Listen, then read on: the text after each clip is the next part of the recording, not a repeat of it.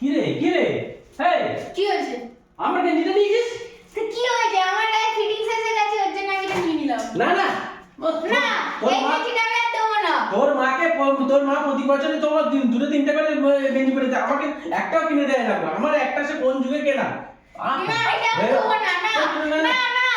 আমার সাথে আমি দেবো না। আমার গেঞ্জি না, দেবো না, দেবো না, দেবো না। এটা আমার জামা। হ্যাঁ আমার জামা।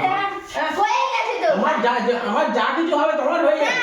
না না এমনিতেই বলে বাবার সম্পত্তি ছেলের সম্পত্তি না সব সমান। ও যখন সম্পত্তি তখন দেখা যাবে। না, না, তুমি না। আমাকে না কেন খোঁজো? আমি আমি খালি দেবো রেখে না, দেবো। আমি দেবো না।